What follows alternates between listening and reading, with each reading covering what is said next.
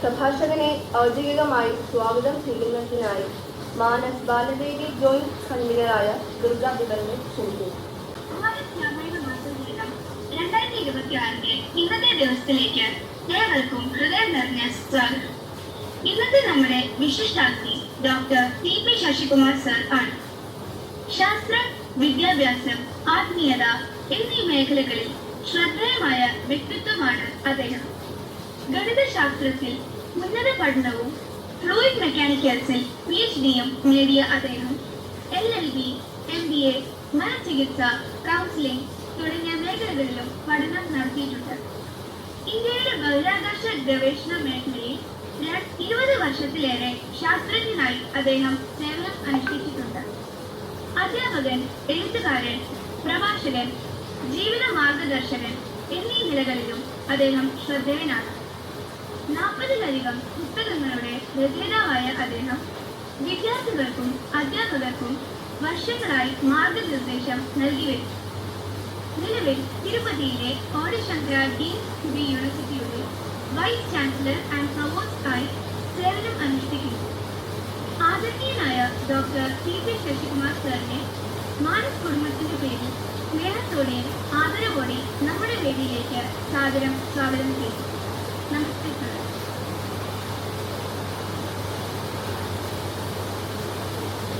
നമസ്കാരം.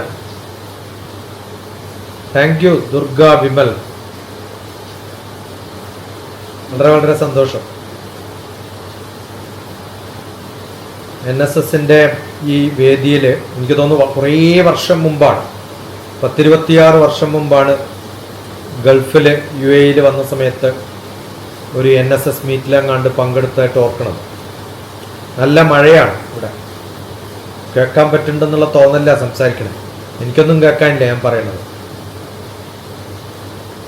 ഈ ഇൻവിറ്റേഷൻ ബിജു തന്ന സമയത്ത് വളരെ സന്തോഷമായി. ഓക്കെ, സന്തോഷം. ദേവനന്ദയുടെ പ്രയർ നന്നായി. കൃഷ്ണകുമാർജിയുടെ വീട്ടിലാണ് നടക്കണമെന്ന് മനസ്സിലാക്കുന്നു.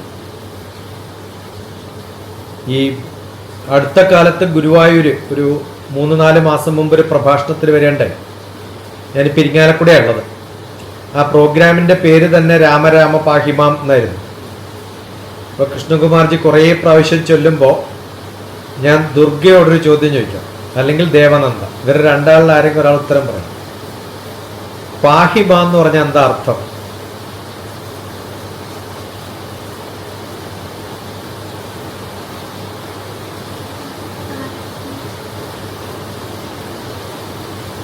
ഉറക്കെ പറഞ്ഞാലേ കേൾക്കുള്ളൂ, എനിക്ക് കേൾക്കില്ല. നല്ല ശബ്ദമാണ്.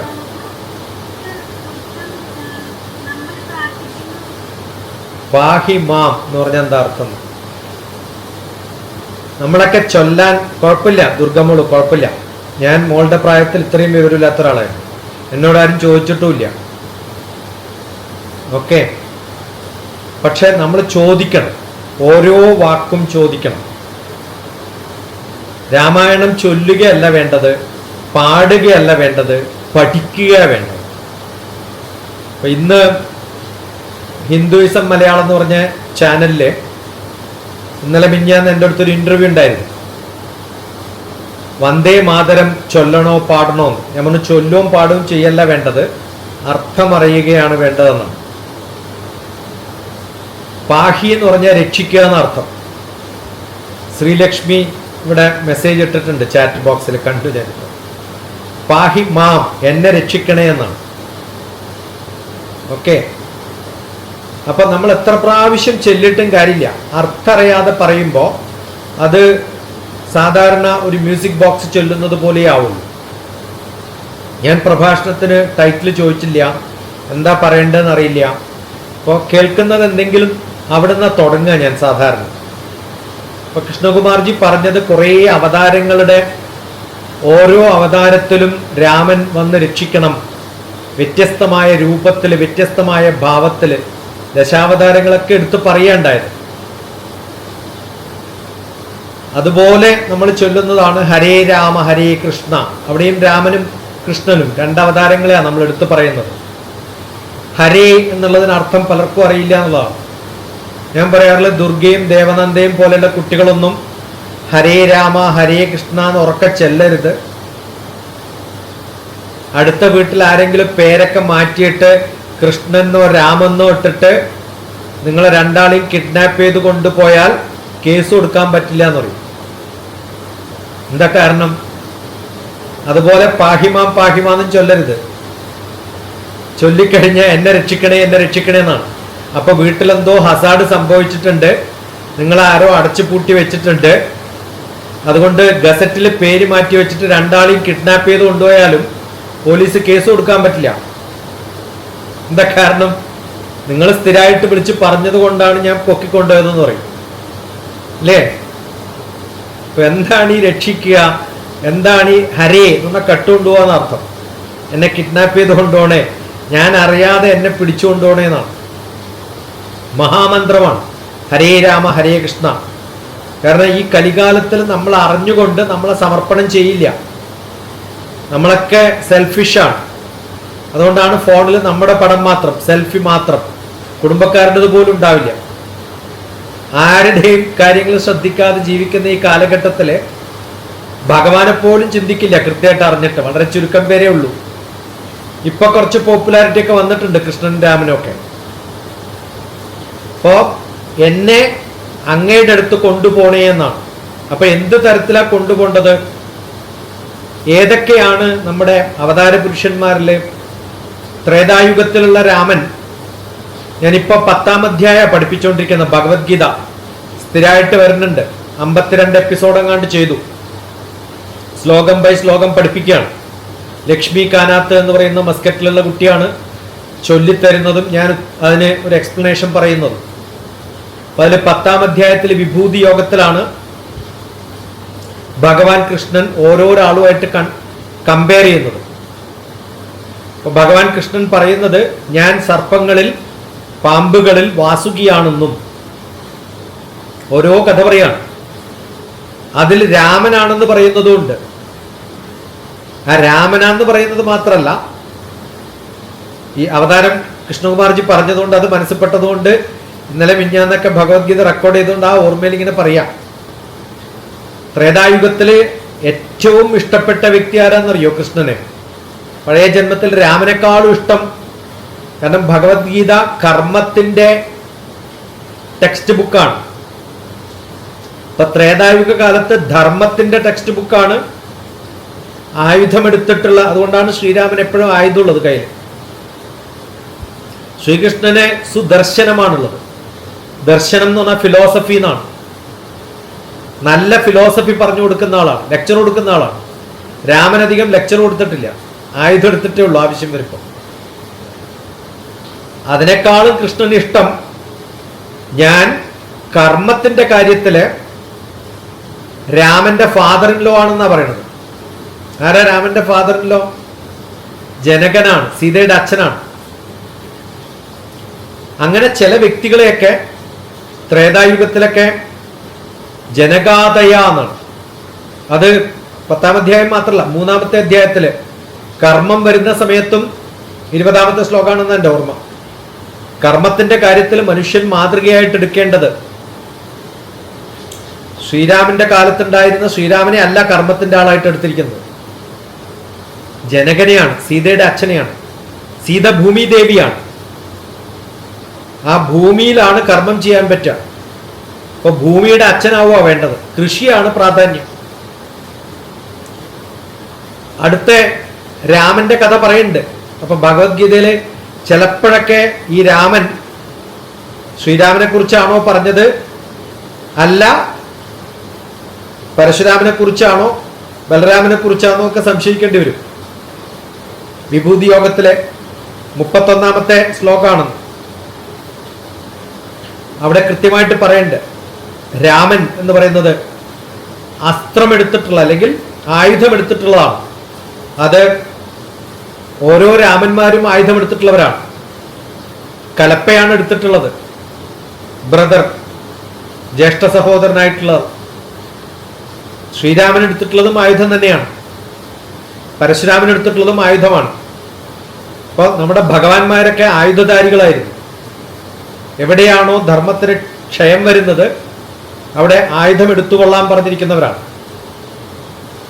വളരെ കൃത്യമായിട്ട് നമ്മൾ ഓരോ വ്യാഖ്യാനങ്ങളും വായിക്കുമ്പോൾ അതിൻ്റെ ഉള്ളിലൂടെ അർത്ഥങ്ങൾ മനസ്സിലാക്കി വ്യക്തമായി വായിക്കുന്ന സമയത്ത്, ഞാനിപ്പോൾ പറഞ്ഞല്ലോ വിഭൂതി യോഗത്തിലാണ്, ഋഷിമാരിൽ ഏറ്റവും പ്രഗത്ഭനായ ഋഷി ഞാൻ തന്നെയാണ് എന്ന് കൃഷ്ണൻ പറയാണ്. അതും ത്രേതായുഗ കാലത്തുള്ള ഭൃഗു മഹർഷിയെ കുറിച്ചാണ് പറയുന്നത്. അപ്പൊ ഏറ്റവും നല്ല ഋഷിമാരുണ്ടായിരുന്നത് രാമന്റെ കാലത്താണ്. ഋഷി പരമ്പരകളിൽ ഏറ്റവും പ്രഗത്ഭനായിട്ടുള്ള ആള് ഏത് കാലത്താണെന്ന് ചോദിച്ചാൽ ശ്രീരാമന്റെ കാലത്ത്, ത്രേതായുഗ കാലത്താണ്. നമ്മൾ അറിയേണ്ടത് 4,32,000 കൊല്ലാണ് കലിയുഗം, 8,64,000, അതിന്റെ 2 ഇരട്ടിയാണ് ദ്വാപരയുഗം, അതിന്റെ 3 ഇരട്ടിയാണ് ത്രേതായുഗം. അപ്പൊ നമ്മളിപ്പോ ഈ പറയുന്ന രാമന്റെ കഥ, രാമന്റെ ഇതിഹാസം, കഥ, ഇതിഹാസം, പുരാണം, 3ഉം വ്യത്യാസമാണ്. ഇതിഹാസം എന്ന് പറഞ്ഞാൽ എഴുത്തുകാരൻ അതിനകത്ത് പാർട്ടുണ്ടെന്നാണ്. ഇവിടെ നടന്നു എന്ന് എഴുതുകയാണ്. അങ്ങനെ എഴുതുമ്പോൾ ഈ എഴുതിയ കഥ നമ്മളിപ്പോൾ വായിക്കുന്നത് 10-12 ലക്ഷം മുമ്പുള്ളൊരു കഥയാണെന്ന് മനസ്സിലാക്കണം. അതിന് വ്യത്യസ്തമായ വേർഷൻസ് വന്നിട്ടുണ്ട്. പല രാജ്യങ്ങളിലും പലതരത്തിലാണ്. കുറച്ച് വർഷം മുമ്പ് ഫിജിയിലെ രാമായണത്തിൻ്റെ ഒരു കോൺഫറൻസിൽ 10-17 രാജ്യങ്ങളിൽ നിന്ന് രാമായണം പഠിക്കുന്ന ആൾക്കാരുടെയൊക്കെ ഒരു കോൺഫറൻസ് ആയിരുന്നു. ഇന്ത്യ ഗവൺമെന്റിന്റെ സ്പോൺസർഷിപ്പിൽ ഞാനൊരു പ്രതിനിധിയായിട്ട് പങ്കെടുത്തിരുന്നു. അപ്പം നമ്മൾ കേൾക്കാൻ പറ്റും വ്യത്യസ്തമായ രാമായണം. രാമനും സീതനും തമ്മിലുള്ള ബന്ധം പോലെയല്ല അവിടെ രാമനും സീതയും. ശ്രീലങ്കയിൽ പോയാൽ രാവണനെ ആർക്കും അറിയില്ല. അങ്ങനെ ഒരാൾ അവിടെ ഉണ്ടായിരുന്നു എന്ന് കേട്ടിട്ടേ ഇല്ല. 2 വർഷം മുമ്പ് ശ്രീലങ്കയിൽ പോയപ്പോൾ ഞാൻ അന്വേഷിച്ചു, അവിടുത്തെ സാധാരണ ജനങ്ങൾക്ക് രാവണനെ അറിയുമോ ഒന്നും അറിയില്ല ആർക്കും. അപ്പോൾ ഓരോ സ്ഥലത്തും നമ്മൾ നടന്ന ഇതിഹാസങ്ങൾ ഇപ്പോഴും സൂക്ഷിച്ചു വെക്കുന്ന ഏക രാജ്യം ഭാരതമാണെന്ന് മറക്കരുത്. നമ്മൾ ഇന്ത്യ വരയ്ക്കുമ്പോൾ ശ്രീലങ്ക അതിൻ്റെ കൂടെ ചേർത്തെന്ന് മാത്രമേ ഉള്ളൂ. അത് എക്കണോമിക് സോൺ ആയതുകൊണ്ട് കടലിൻ്റെ ഭാഗമായിട്ട് നമുക്ക് ടെറിട്ടോറിയൽ പവർ ഉള്ളത് കൊണ്ടാണ് വരയ്ക്കുന്നത്. അതല്ലാതെ കൾച്ചർ കൊണ്ട് ശ്രീലങ്കക്ക് നമ്മുടെ ഗുണമൊന്നുമില്ല. കേരളം എന്ന് പറയുന്ന രാജ്യം പണ്ട് കാലത്തുണ്ടായിരുന്നു. ഇപ്പൊ വാമനന്റെ കഥ പറയുമ്പോൾ, വാമനന്റെ കഥ ഇനിയിപ്പോ വരാൻ പോകുന്ന ഓണം, ആ ഓണം എന്ന് പറയുന്നത് വാമനന്റെ കാലത്തായിരുന്നെങ്കിൽ പരശുരാമൻ സൃഷ്ടിച്ച കേരളത്തിൽ വാമനൻ എങ്ങനെ വന്നു എന്നൊരു ചോദ്യം ചോദിക്കേണ്ടി വരും. കാരണം വാമനന് ശേഷമാണ് പരശുരാമൻ വന്നത്. അപ്പൊ കഥകളിലൊക്കെ കുറെ കോൺട്രഡിക്ഷൻ കാണും നമ്മൾ. ഇനി അഥവാ വേണമെങ്കിൽ തന്നെ മഹാബലി ഉണ്ടായിരുന്ന സ്ഥലം തമിഴ്നാട്ടില് മഹാബലിപുരമാവാനേ സാധ്യതയുള്ളൂ എന്നാ പറയാം. അപ്പൊ ഓണം നമ്മുടേതല്ല, മഹാബലി നമ്മുടേതല്ല, തമിഴ്നാട്ടുകാരുടെയാണ്. കാരണം ഇന്നുള്ള ബൗണ്ടറിയിലല്ല പണ്ട് രാജ്യം ഉണ്ടായിരുന്നത്. 1950 ശേഷമാണ് ഈ ബൗണ്ടറിയൊക്കെ ഉള്ളത്. അപ്പൊ കുറേ കാലങ്ങൾക്ക് ശേഷം കഥകളിൽ വലിയ മാറ്റങ്ങളൊക്കെ വരും. അത് ഒരു യുഗത്തിൽ നിന്ന് മറ്റേ യുഗത്തിലേക്ക് റെഫറൻസുകളൊക്കെ കാണുമ്പോഴാണ് നമുക്കതിൻ്റെ സുഖം പഠിക്കാൻ. അതുകൊണ്ടാണ് ഗീതയിലൂടെ ഞാൻ പോയി കുറച്ചു കാലം, 5000 വർഷങ്ങൾക്ക് 5400 വർഷം പഴക്കേ ഉള്ളൂ. അപ്പൊ അവിടത്തേക്ക് നമ്മൾ എത്തുന്ന സമയത്ത് അതെങ്കിലും നമുക്ക് കൃത്യമായിട്ട് റെക്കോർഡിക്കലായിട്ടുണ്ട്. അതിന് മുമ്പുള്ള റെഫറൻസ് എന്ന് പറയുന്നത് അവിടെ ഉള്ളത് കൊണ്ട് രാമൻ അതിന് മുമ്പുണ്ടായിരുന്ന ആളാണ്, എത്രയോ കൊല്ലങ്ങൾ മുമ്പുണ്ടായിരുന്ന ആണെന്നൊക്കെ നമുക്ക് പഠിക്കാൻ പറ്റും. കപിലമുനിയുടെ കഥ പറയുന്നുണ്ട്. സിദ്ധന്മാരിൽ ഞാൻ കപിലമുനിയാണ് എന്നാണ് പറയുന്നത്. അപ്പൊ കപിലമുനിയും ത്രേതായുഗ കാലത്തുണ്ടായിരുന്നതാണ്. ത്രേതായുഗത്തിലെ ഏറ്റവും വലിയ നന്മയുള്ള വ്യക്തി എന്ന് പറയുന്നത് ആരൊക്കെയാണെന്ന് ചോദിക്കും. ശങ്കരാചാര്യരുടെയൊക്കെ വിശകലനങ്ങൾ വായിക്കുന്ന സമയത്ത് കവികളിൽ ഏറ്റവും പ്രശസ്തനായിട്ടുള്ളത് ഊശനൻ എന്ന് പറയുന്ന ഊശനസ്സാണ് എന്നാണ്. ഊശനസ്സാണ് എന്നാ പറയാം. അപ്പൊ ഊശനസ് എന്ന് പറയുന്ന വ്യക്തി, ഊശനൻ എന്ന് പറയുന്ന വ്യക്തി കവീനാം ഊശനാ കവിഹി എന്നാണ്. ആ കവിയും ഉണ്ടായിരുന്നത് ആ കാലത്താണ്. പക്ഷെ വാത്മീകിയുടെ പേരല്ല പറയണത്, ഊശനന്റെ കാര്യമാണ് പറയണത്. അപ്പൊ ഓരോ കാലത്തും രസകരമായ കുറേ കാര്യം ഭഗവത്ഗീതയിലൂടെ രാമായണത്തെ നോക്കിക്കാണാൻ സാധിക്കും നമുക്ക്. ഇതൊക്കെ 10ാം അധ്യായത്തിലാണ്. ഭാഗ്യവശാൽ ഇപ്പൊ ഈ രാമായണം നടക്കുന്ന സമയത്താണ് ഞാൻ 10ാം അധ്യായം ഇപ്പൊ പഠിപ്പിച്ചുകൊണ്ടിരിക്കുന്നത്. അതുകൊണ്ട് അതിന്റെ റെഫറൻസ് ഇങ്ങനെ വന്നുകൊണ്ടിരിക്കുന്നതുകൊണ്ട് പറഞ്ഞു എന്ന് മാത്രം. ഇപ്പൊ ദശരഥൻ, സീത, ലക്ഷ്മണൻ, ഹനുമാൻ, ഭരതൻ കഥകളിലൂടെ നമുക്ക് കാണാം, പേരുകളിലൂടെ ഒക്കെ കാണാം. ചില വേറെ ഇന്റർപ്രിട്ടേഷൻസും ഉണ്ട് രാമായണത്തിന്. ഭൂമിദേവിയായ സീതയെ ഭഗവാനായ രാമൻ കാണുന്നു. അതിനെ കാണാതിരിക്കാൻ വേണ്ടി കവർ ചെയ്ത് നിൽക്കുന്ന ഒരു കാർമേഘമാണ് രാവണൻ. ആ രാവണനെ മാറ്റാൻ വേണ്ടി ശ്രമിക്കുന്ന കാറ്റാണ് ഹനുമാൻ. അപ്പൊ രാമായണ ഇൻ നേച്ചർ, എൻ്റെ ഒരു ബുക്കുണ്ട് ലൈഫ് മെയ്ഡ് സിമ്പിൾ എന്ന പുസ്തകം. അതിനകത്ത് രാമായണ ഇൻ നേച്ചർ എന്ന് പറഞ്ഞ് ഞാൻ എക്സ്പ്ലെയിൻ ചെയ്യുന്നുണ്ട് ഈ കാര്യങ്ങളൊക്കെ. പലപ്പോഴും പലതും കേട്ടറിഞ്ഞിട്ടുള്ളതും ഗുരുക്കന്മാർ പറഞ്ഞു തന്നിട്ടുള്ളതും ഒക്കെയാണ് എഴുതുന്നതെന്ന് മാത്രം. എൻ്റെ ഒന്നും കർത്തൃത്വം എന്നിലല്ല, ആരിലോ ആണ് കിടക്കുന്നത്. അപ്പോൾ പലപ്പോഴും നമ്മൾ ചിന്തിക്കുകയും പഠിക്കുകയും ചെയ്യുമ്പോൾ ഫിലോസഫിയും അതിലുള്ള ശാസ്ത്രവും അതിലുള്ള നേച്ചറും അതിലുള്ള കഥകളും അതിലുള്ള ഉപകഥകളും ഇതൊക്കെ വിഭൂതി യോഗം എന്നാണ് കൃഷ്ണൻ 10ാമത്തെ അധ്യായം. വിഭൂതി യോഗം എന്ന് പറഞ്ഞാൽ കർമ്മ യോഗത്തിന്റെ പ്രാധാന്യം വരുന്നത് മഹിമ എന്താണ് എന്ന്. ഭഗവാൻ കൃഷ്ണൻ എന്ന് പറയുന്നത് മഹിമയാണ്. അപ്പൊ ജനകനിലൂടെ കർമ്മത്തിന്റെ മഹിമ പറഞ്ഞു വെക്കുകയാണ് ഭഗവാൻ കൃഷ്ണൻ ചെയ്യുന്നത്. അതുപോലെ ഓരോ കഥകളും നമ്മൾ വായിക്കുമ്പോൾ അതിൻ്റെ അറകളിലൂടെയൊക്കെ പോയി അർത്ഥങ്ങളൊക്കെ തേടി മനസ്സിലാക്കി. ഇപ്പോൾ ഇന്ന് ഞാനിപ്പോൾ ഇരിങ്ങാലക്കുടയാണ് ഉള്ളത്. ഇരിങ്ങാലക്കുടയാണ് എൻ്റെ ഭാര്യയുടെ വീട്. അപ്പോൾ നാളെ മറ്റന്നാൾ ആലപ്പുഴയിൽ ഒരു പ്രോഗ്രാം ഉണ്ട്. അത് കഴിഞ്ഞിട്ട് ഗുരുവായൂർ ഒരു പ്രോഗ്രാം ഉണ്ട്. അപ്പോൾ അതിൻ്റെ സെൻറ്ററിലാണ് ഇരിങ്ങാലക്കുട. നല്ല തിരക്കുള്ള സമയമാണ്. 4 അമ്പലം തൊഴുന്നൊരു പ്രാക്ടീസ് ഇവിടെ ഉണ്ട്. അതിൽ ഭരതൻ്റെ ക്ഷേത്രം, ഞാനിപ്പോൾ നിൽക്കുന്ന വീട്ടിൽ നിന്ന് ഒരു 100 മീറ്റർ താഴെ ഉള്ളൂ. അമ്പലത്തിന് തൊട്ടടുത്ത എൻ്റെ വീട്. അപ്പോൾ നടയിലൂടെ ഇന്ന് ഭക്ഷണം കഴിക്കാനൊക്കെ പുറത്തൊക്കെ പോയ സമയത്ത് നിറയെ തിരക്കാം. അപ്പോൾ എല്ലാവരും കേരളത്തിൻ്റെ പല ഭാഗത്തു നിന്നും വണ്ടികൾ പിടിച്ചു വന്നിരിക്കുകയാണ് ഭരതനെ കാണാൻ. ആ ഭരതൻ ശ്രീരാമൻ 2 കഥകളാണ്. ഒന്ന് രാജ്യഭാരം ഏറ്റെടുക്കാൻ പറ്റാണ്ട് കാട്ടിൽ പോയാണ്. മറ്റേയാള് ബ്രദർ എന്ന് പറയുന്നത് രാജ്യഭാരം ഏറ്റെടുക്കാൻ വേണ്ടി ധൃതി കാണിക്കല്ലേ. ഇന്നൊക്കെയാണെങ്കിൽ എങ്ങനെയെങ്കിലും പവറും പൊസിഷനും കിട്ടണം എന്ന് പറഞ്ഞിട്ടാണ് നടക്കുക. ഇതങ്ങനെയല്ല ചെയ്തത്. അദ്ദേഹത്തിന്റെ പാതുകം എടുത്തിട്ട് കൊണ്ടുവച്ചിരിക്കുകയാണ്. അങ്ങനെ പൂർണ്ണകായ പ്രതിമയിൽ നിൽക്കുന്ന ഭരതന്റെ ക്ഷേത്രം ഇവിടെ അടുത്താണ്. ലോകത്തിലെ ഭരതന്റെ ക്ഷേത്രം ഒന്നേ ഉണ്ടാവുള്ളൂ എന്നാണ് എൻ്റെ അറിവ്. കുലീബനി മഹർഷിയുടെ തീർത്ഥക്കുളമാണ്. വലിയ ക്ഷേത്രമാണ്. ചുറ്റിലും തീർത്ഥക്കുളങ്ങളുള്ള സ്ഥലമാണ്. അതിൽ തീർത്ഥമെടുക്കാൻ മാത്രമുള്ള കുളത്തിന് മാത്രം കുലീബനിയുടെ തീർത്ഥം എന്നാ പറയാം. വലിയ കുളമാണ്. ഇപ്പൊ കുറച്ച് ശുദ്ധമായിട്ട് കിടക്കുന്നുണ്ട്. ഇപ്പോൾ അവിടെയൊക്കെ രാമായണ കാലത്തിന്റെ പ്രഭാഷണം ഉണ്ടായിട്ടുണ്ട് ക്ഷേത്രത്തിനകത്ത്. വളരെ വ്യത്യസ്തമായിട്ടുള്ള സങ്കല്പങ്ങൾ എത്രയോ കാലങ്ങൾക്ക് ശേഷവും ഇവിടെ നിലനിൽക്കുന്നു എന്നറിയുമ്പോൾ ഭാരതത്തിന്റെ എന്താണ് പ്രാധാന്യമെന്ന് നമ്മൾ മനസ്സിലാക്കണം. അത് തൊട്ടടുത്താണ് തൃപ്രയാർ ക്ഷേത്രം. തൃപ്രയാർ ക്ഷേത്രം ഇവിടുന്ന് ഗുരുവായൂരേക്ക് പോകുന്ന വഴിക്ക് തൃപ്രയാർ കടന്നിട്ട് വേണം പോവാൻ. അവിടെയാണ് ലക്ഷ്മണന്റെ ക്ഷേത്രം. രാമന്റെ, ശത്രുഘ്നന്റെ എല്ലാവരുടെയും ക്ഷേത്രം മൂഴിക്കുളം എന്ന് പറയുന്നതൊക്കെ തൊട്ടടുത്ത ക്ഷേത്രങ്ങളാണ്. തൃപ്രയാർ രാമൻ്റെത്, ലക്ഷ്മണന്റെ മൂഴിക്കുളം. അങ്ങനെ ഓരോ സ്ഥലത്തും അടുത്തടുത്ത ക്ഷേത്രങ്ങളുടെയൊക്കെ കൂടെ നിൽക്കുന്ന സമയത്ത് നമുക്ക് മനസ്സിലാക്കേണ്ടത് എന്തിനാണ് ഈ ജനങ്ങൾ ഇത്രയും കാലം ഇവയൊക്കെ സൂക്ഷിച്ചു വെച്ചിട്ടുള്ളതെന്നാണ്. നമ്മുടെ തറവാട്ടിലൊന്നും ഒരു സംഭവവും നമുക്ക് അത്ര ഗുണമില്ലാത്തത് നമ്മൾ സൂക്ഷിച്ചു വെക്കാറില്ല.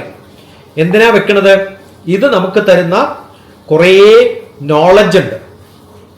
ആ നോളജ് പറയുന്നത് ബുദ്ധിയിലുള്ള നോളജ് അല്ല, നമ്മുടെ റെസ്പോൺസിബിലിറ്റി എന്താണെന്ന് നമ്മളെ പഠിപ്പിക്കുകയാണ്. ലക്ഷ്മണനിലൂടെ, ഭരതനിലൂടെ, ശത്രുഘ്നനിലൂടെ, അതുപോലെ ഓരോ വ്യക്തികളെയും എക്സാമ്പിളായിട്ട് എടുത്തിട്ട് ജനകനിലൂടെ എങ്ങനെ അച്ഛനാവണം, എങ്ങനെ കർമ്മത്തിന്റെ അധിപനാവണം എന്നൊക്കെ നമ്മളെ പഠിപ്പിക്കുന്ന റെസ്പോൺസിബിലിറ്റിയുടെ ടെക്സ്റ്റ് ബുക്കാണ് രാമായണം. എങ്ങനെ അടുപ്പം കാണിക്കണം, എവിടെ അടുപ്പം വേണ്ട. സാത്വികനായിട്ടുള്ള രാമൻ താമസികമായിട്ടുള്ള രാവണന്റെ അടുത്ത് പോകുന്ന സമയത്ത് ഇടയിൽ നിൽക്കാൻ വേണ്ടിയിട്ടുള്ള രാജസികമായിട്ടുള്ള ഗുണമുള്ള വാനരന്മാരെ കൂട്ടുപിടിക്കുമ്പോൾ വലിയൊരു ഫിലോസഫിയാണ് അതിനകത്ത് നമ്മൾ പഠിക്കേണ്ടത്. എങ്ങനെയാണ് ആയുധമെടുക്കേണ്ടടുത്ത് ആരെ കൊണ്ട് ആയുധം എടുപ്പിക്കണം, ആരുടെയൊക്കെ സഹായമാണ് നമ്മൾ കരുതേണ്ടത് നമ്മുടെ ഭാഗത്ത്. വലിയ വിസ്ഡം. അതുകൂടെ ഈ ഓരോ ക്രമത്തിലും നമ്മുടെ മനസ്സിലേക്ക് എത്തിക്കാൻ വേണ്ടിയിട്ടുള്ള ലോകസംഗ്രഹം എന്നാ പറയാം. സമൂഹത്തിന് ക്ഷേമവും അതിൻ്റെ ക്രമവും എങ്ങനെയൊക്കെ പഠിക്കണം, ഓരോരാളുടെയും ജീവിതത്തിൽ അതെങ്ങനെയൊക്കെ കൊണ്ടുപോകാൻ സാധിക്കും എന്നൊക്കെ നമ്മളെ പഠിപ്പിക്കുന്നതാണ്. അച്ഛൻ എന്ന് നമ്മൾ വിളിക്കുന്ന എഴുത്തച്ഛൻ എന്ന വാക്കാണ് രാമായണത്തിൻ്റെ. ഞാൻ പറയുമ്പോൾ ഇപ്പം എല്ലാ ദിവസവും രാമായണം പാരായണം തുടങ്ങിയത് മുതൽ 16-ാം തീയതി മറ്റന്നാൾ വരെ ജനം TV-യിൽ അരമണിക്കൂർ പാഞ്ചജന്യം ഭാരതം എന്ന ഒരു ഓർഗനൈസേഷനാണ് പ്രോഗ്രാം ചെയ്യുന്നത്. അതിൻ്റെ നാഷണൽ ചെയർമാനാണ് ഞാൻ. ഇതിനു മുമ്പ് പത്മശ്രീ കൈതപ്രം തിരുമേനി ആയിരുന്നു അതിൻ്റെ ചെയർമാൻ. അത് തിരുകൊളുത്തി തുടങ്ങിയത് കൊട്ടാരത്തിലാണ്, അവസാനിക്കുന്നത് ഇപ്പോൾ കണിച്ചുകുളങ്ങര SNDPയുടെ കെയർ ഓഫിലുള്ള ഒരു പ്രോഗ്രാമായിട്ട് നടത്തുകയാണ്. ദേവീക്ഷേത്രത്തിലാണ് നടക്കുന്നത്. നമ്മൾ ഓരോ കാര്യങ്ങളും ചെയ്യുന്ന സമയത്ത് മനസ്സിലാക്കേണ്ടത് കേരളത്തിന് ഇത്രയും പ്രാധാന്യം എന്തുകൊണ്ടാണെന്നാണ്. ഞാൻ ഇന്നലെയോ മിനിഞ്ഞാന്നോ ഒരു വീഡിയോ എടുത്തിട്ടുണ്ട്, അവിടെ ഞാൻ റിപ്പീറ്റ് ചെയ്യുന്നില്ല. കർക്കിടക കഞ്ഞി, കർക്കിടകത്തിലുണ്ടാവുന്ന കുറേ സംഭവങ്ങളൊക്കെ നമ്മൾ കൃത്യമായിട്ട് കർക്കിടക മരുന്ന്, കർക്കിടകത്തിന്റെ മാസം, ആ ഗണങ്ങളൊക്കെ പെട്ടിട്ടുണ്ട്. കർക്കടക രാശി, കർക്കടക ലഗ്നം സംസ്കൃതത്തിലും ജ്യോതിഷത്തിലും വരുന്നത്. രണ്ടും മാറ്റി മാറ്റി ഉപയോഗിക്കാറുണ്ട് പലർക്കും കൺഫ്യൂഷനാണ്. കാരണം കലണ്ടർ നോക്കിയിട്ടാണ് ചിലപ്പോൾ നമ്മൾ തീരുമാനിക്കുക. കലണ്ടറിലും മാറ്റി മാറ്റി ഉപയോഗിച്ചിട്ടുണ്ട്. ചില കൊല്ലം തിരിച്ചും മറിച്ചൊക്കെ ഗവൺമെന്റ് ഒക്കെ ഇടാറുണ്ട്. ആരാണോ അത് എഴുതുന്നത് അതിനനുസരിച്ചിട്ടാണ് മാറ്റം ഉണ്ടാവുക. ChatGPT വിക്കിപീഡിയോ നോക്കിയാൽ ചിലപ്പോൾ കിട്ടിയ അർത്ഥം മനസ്സിലായെന്നും വരില്ല. അപ്പൊ പലപ്പോഴും എന്തുകൊണ്ടാണ് ഇത്തരം വാക്കുകളൊന്നും, പലപ്പോഴും ചിലർ കാർക്കോടകന്റെ പേരാണെന്നൊക്കെ പറഞ്ഞിട്ട് കേട്ടിട്ടുണ്ട് വീഡിയോ. അതല്ല, ഞണ്ടാണ്. ശരിക്കും പറഞ്ഞാൽ ക്യാൻസർ എന്ന് പറയുന്ന നമ്മുടെ സിമ്പലുമായിട്ട് നോക്കിയാൽ കർക്കിടക രാശിയിൽ കാണുന്ന ആ സിമ്പലാണ് ഇവിടെ എടുത്തിരിക്കുന്നത്. ഏതായാലും കേരളത്തിനെ സംബന്ധിച്ചിടത്തോളം കടുത്ത മഴയും ദാരിദ്ര്യവും ബുദ്ധിമുട്ടും വിഷമവും പിന്നെ ഇരുട്ടുമൊക്കെയുള്ള സമയത്ത് അവിടെ നിന്നും രക്ഷ നേടാൻ വേണ്ടിയിട്ട് ജിയോഗ്രഫിക്കലായിട്ടുള്ള കുറേ കോണ്ടെക്സ്റ്റ് ഉണ്ട് പുരാണങ്ങൾക്കൊക്കെ, ഇതിഹാസങ്ങൾക്ക് പ്രത്യേകിച്ചു. അത് കേരളം ഏറ്റെടുത്തിരിക്കുന്നത് ഇങ്ങനെ വായിക്കാനാണ്. വേറെ ലോകത്ത് എവിടെ ഉണ്ടാവില്ല. അപ്പോൾ മലയാള ഭാഷ, എഴുത്തച്ഛൻ എഴുതിയ രാമായണം ഒരു പുസ്തകം ട്രാൻസ്ലേറ്റ് ചെയ്തുകൊണ്ടത് മാത്രം ഏതെങ്കിലും ഭാഷയുടെ പിതാവായിട്ട് ലോകത്തിൽ ആരെങ്കിലും ഉണ്ടെങ്കിൽ അത് എഴുത്തച്ഛൻ മാത്രമായിരിക്കും. വേറെ ആർക്കും അങ്ങനെ ഒരു പദവി കിട്ടിയിട്ടില്ല. അതിനു മുമ്പും മലയാളം ഉണ്ടായിട്ടുണ്ട്. പക്ഷെ എന്തുകൊണ്ടാണ് ഇങ്ങനെ വന്നത്? രാമായണം ട്രാൻസ്ലേറ്റ് ചെയ്യുക മാത്രമല്ല, ഒരു രാജാവിന്റെ ഉടമ്പടി കൊണ്ട് ഇതേപോലെ കൂട്ടായ്മയിൽ രാമായണം കർക്കടക മാസം ആഘോഷിക്കണം, വായിക്കണം. അന്നൊന്നും കോപ്പി മിഷൻ ഉണ്ടായിരുന്നില്ല, ഡിജിറ്റൽ മിഷൻ ഇല്ല. അപ്പൊ എന്ത് ചെയ്യണം? ആൾക്കാര് പകർത്തി എഴുതണം. അപ്പൊ പകർത്തി എഴുതി ആൾക്കാര് ഇത് ശീലിച്ചത് കൊണ്ട് പലരുടെയും മലയാളം നന്നായി എന്ന് പറയാം. അങ്ങനെ മലയാളം നന്നാക്കാൻ ഉപയോഗിച്ചത് കൊണ്ടാണ് എഴുത്തച്ഛന് അച്ഛൻ എന്നുള്ള പേര് വന്നത്. അച്ഛൻ എന്നുള്ളത് ഇതിനെ ന ഛതി ദൃഷ്ടിം എന്നാണ്, ദൃഷ്ടിയെ ഛേദിച്ചു കളയാത്തത് എന്നാണ്. എൻ്റെ അടുപ്പം എനിക്ക് എപ്പോഴും നോക്കുമ്പോൾ കാണാൻ സാധിക്കുന്നത് ആരെയാണോ അയാളാണ് അച്ഛൻ. അപ്പോൾ ആ തോന്നലില് മലയാളത്തെ കാണുമ്പോൾ നമുക്ക് എഴുത്തച്ഛനെ മറക്കാൻ പറ്റില്ല. ഏതോ ഒരു കാലത്ത് യൂസഫ് അലി കേച്ചേരി, ഗുരുവായൂരിനടുത്താണ് അദ്ദേഹത്തിന്റെ വീട്. മലയാളത്തിൽ ഏറ്റവും നല്ല, അല്ലെങ്കിൽ സംസ്കൃതത്തിൽ സിനിമയിൽ പാട്ട് എഴുതിയിട്ടുള്ള ആള് യൂസഫ് അലി കേച്ചേരി ഉള്ളൂ. അത്രയും നല്ല കവിത എഴുതിയ സമയത്ത് അദ്ദേഹത്തോട് ആരോ ചോദിച്ചിട്ടുണ്ട്, എങ്ങനെയാണ് ഇത്രയും അസലായിട്ട് ഭാഷ കൈകാര്യം ചെയ്യാൻ പറ്റുന്നതെന്ന്. അപ്പൊ അദ്ദേഹം പറയണ്ടായി, ചെറുപ്പത്തിൽ എൻ്റെ വീട്ടില് എഴുത്തച്ഛൻ കളിച്ചു നടന്നിരുന്നു എന്ന്. അവര് തമ്മിൽ കൂട്ടുകാരായതുകൊണ്ടല്ല, എഴുത്തച്ഛന്റെ പുസ്തകം എൻ്റെ വീട്ടിലുണ്ടായിരുന്നു എന്നാണ് പറഞ്ഞു വന്നത്. അപ്പൊ നമ്മുടെയൊക്കെ വീടുകളിൽ ഒരു പുസ്തകവും ഇല്ലെങ്കിലും എഴുത്തച്ഛന്റെ രാമായണം എല്ലാ വീട്ടിലും ഉണ്ടാവും. ഞാൻ ഹൈദരാബാദിലെ രാമധർമ്മ പ്രചാരക സമിതി എന്ന് പറഞ്ഞൊരു ഓർഗനൈസേഷൻ തുടങ്ങിയ സമയത്ത് 400 രാമായണത്തിന്റെ പുസ്തകം വരുത്തിയിട്ട് അതെല്ലാവർക്കും ഡിസ്ട്രിബ്യൂട്ട് ചെയ്ത് വായന തുടങ്ങിപ്പിച്ചു, നിർബന്ധപൂർവ്വം വായിക്കണം എന്ന് പറഞ്ഞിട്ട്. അപ്പോൾ നമുക്ക് ചെയ്യാൻ പറ്റുന്ന ആ ചെറിയ കർമ്മം ചെയ്തുകൊണ്ടാണ് പിന്നെ കുറെ കാലത്തിന് ശേഷം സൗത്ത് ഇന്ത്യയിൽ ആരാണ് രാമായണത്തെ ഇത്രയും പ്രചരിപ്പിച്ചതെന്ന് കണ്ട സമയത്ത് അടുത്ത കാലത്ത് എൻ്റെ പേര് കണ്ടുപിടിച്ചിട്ടാണ് ഫിജിയിലേക്ക് എനിക്ക് ക്ഷണം വന്നത്. അപ്പൊ നമ്മൾ ചെറിയ കർമ്മങ്ങൾ ചെയ്യുമ്പോൾ അതിന് വലിയ ഇമ്പാക്റ്റ് ഉണ്ടാവുമെന്ന് മനസ്സിലാക്കാൻ വേണ്ടിയിട്ട് പറഞ്ഞതാണ്. അപ്പോൾ ഓരോ കാര്യങ്ങളും പഠിക്കുമ്പോൾ വ്യക്തമായിട്ട് പഠിക്കുകയും അതിൻ്റെ അർത്ഥം മനസ്സിലാക്കുകയും ചിന്തകളിലൂടെ അതിനെ വ്യാഖ്യാനിക്കാൻ ശ്രമിക്കുകയും അത് ബാക്കിയുള്ളവരുമായിട്ട് സംസാരിച്ച് മനസ്സിലാക്കാൻ ശ്രമിക്കുകയും ഒക്കെ ചെയ്യണം. ഇപ്പൊ ഏകശ്ലോക രാമായണം ഇവിടെ ചൊല്ലുണ്ടായി. അപ്പൊ ചെറിയ കുട്ടികളോടൊക്കെ ഞാൻ പറയാറുള്ളത്, നിങ്ങൾക്ക് സംസ്കൃതം മനസ്സിലാവില്ലെങ്കിൽ ഏകശ്ലോക രാമായണം ഡോക്ടർ TPS ഇംഗ്ലീഷ് നടിച്ചാൽ ഇംഗ്ലീഷിൽ ഏകശ്ലോക രാമായണം കാണാം. രാമ ലക്ഷ്മണ ഹനുമാനന്റെ സുഗ്രീവ എന്ന് പറഞ്ഞിട്ട് ഇംഗ്ലീഷിലാണ് എഴുതിയിരിക്കുന്നത്. അപ്പൊ ഇംഗ്ലീഷിൽ ആരോ പറഞ്ഞു കേട്ടില്ല, എൻ്റെ മാഷ് പഠിപ്പിച്ചതാണ് പണ്ട്.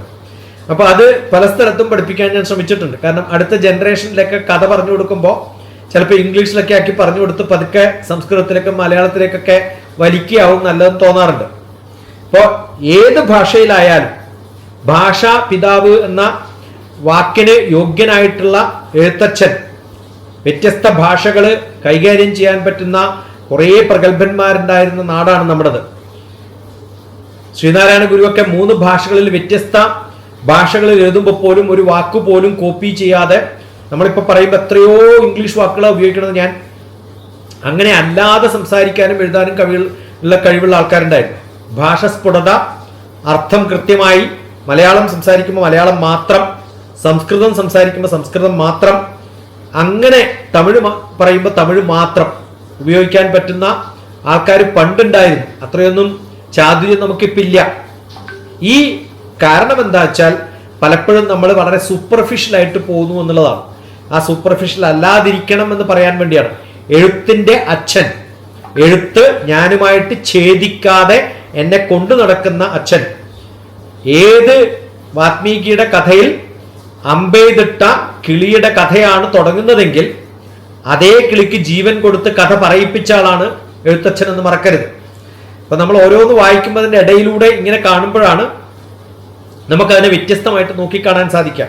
അപ്പൊ രാമായണത്തെ വെറുതെ കാണുകയല്ല, നമ്മുടെ ആവശ്യത്തിന് നമ്മുടെ വീട്ടിലേക്ക് കൊണ്ടുവരാൻ സാധിക്കുന്ന തരത്തില് നമ്മുടെ ജീവിതത്തിലേക്ക് എങ്ങനെയൊക്കെ ഇതിനെ പകർത്താൻ സാധിക്കുമെന്ന് പഠിക്കാൻ ഏറ്റവും നല്ല ടെക്സ്റ്റ് ബുക്ക് എന്ന് പറയുന്നത് ഒരു അച്ഛനായിട്ട്, ഒരു ഗുരുവായിട്ട്, ആചാര്യനായിട്ട്, ഉപദേശകനായിട്ട് നമ്മുടെ ചുറ്റുമുള്ള പലരെയും കാണുകയും അവരിൽ പ്രഗത്ഭരായിട്ടുണ്ടായിരുന്ന കേരളത്തിലെ ആൾക്കാർ ആരൊക്കെയാണെന്ന് ചോദിച്ചാൽ എഴുത്തച്ഛനാവാം, മേൽപ്പത്തൂരാവാം, ആചാര്യനായിട്ട് പൂന്താനമാവാം, ഉപദേശകരായിട്ട് ഗുരുക്കന്മാരാവാം. ഇവരെയൊക്കെ നമ്മുടെ മനസ്സിൽ കാണാൻ സാധിക്കണം. രാമായണം പിതൃധർമ്മത്തെയും സഹോദര സ്നേഹത്തെയും ഗുരുഭക്തിയെയും രാജധർമ്മത്തെയും കുടുംബ സംസ്കാരത്തെയും കുടുംബ സ്നേഹത്തെയും ഒക്കെ കാണിക്കുമ്പോൾ മലയാളികൾക്ക് നഷ്ടപ്പെട്ടു പോയിട്ടുള്ള ഈ ബന്ധങ്ങളെയൊക്കെ എങ്ങനെ നോക്കിക്കാണണമെന്ന് രാമ രാമ പാഹി മാം, അങ്ങേ ഉള്ളൂ ഞങ്ങളെ രക്ഷിക്കാൻ എന്ന് പാടുമ്പോൾ ആ അർത്ഥം അറിഞ്ഞ് പാടുമ്പോൾ എത്ര രസകരമായിരിക്കുന്ന ആലോചിച്ച് നോക്കാം. അതിൽ മനുഷ്യന്റെ ആത്മസംരക്ഷണയ്ക്കുള്ള പ്രാർത്ഥനയാണ്. എൻ്റെ ആത്മാവിനെ രക്ഷിക്കണേ, എൻ്റെ കുറച്ചും കൂടി സംസ്കാരത്തിലേക്ക്, സംസ്കൃതിയിലേക്ക്, ആത്മസംതൃപ്തിയിലേക്ക്, ധർമ്മത്തിന്റെ ഉള്ളിലേക്ക് എന്നെ കൊണ്ടുപോകണേ എന്ന് പ്രാർത്ഥിക്കുന്നത് പോലെയാണ്. അഹങ്കാരമുള്ള എനിക്ക് അഹങ്കാരത്തിൽ നിന്ന് എന്നെ മാറ്റിയെടുക്കണേ. രാമ എന്ന വ്യക്തിയല്ല, ഒരു ചരിത്ര പുരുഷനെ അല്ല. രമന്തേ യോഗിനഹ അസ്മിൻ ഇതി രാമഹ എന്ന്. യോഗികൾക്ക് രമന്തം, ആനന്ദം കൊടുക്കുന്ന ആള് രാമൻ എന്ന് പറയുന്ന ആത്മചൈതന്യമാണ്. രാമൻ ആത്മബോധ ധർമ്മത്തിന്റെ ആളാണ്. രാമൻ എന്ന് പറയുന്ന അകത്തുള്ള സത്വമാണെന്ന് മനസ്സിലാക്കണം. ആ ആനന്ദത്തെ പുറത്തേക്ക് കൊണ്ടുവരണമെന്നാണ്. അത് തന്നെയാണ് ഗുരുവായൂരപ്പനെ കുറിച്ച് മേൽപ്പത്തൂരും പറഞ്ഞിട്ടുള്ളത്.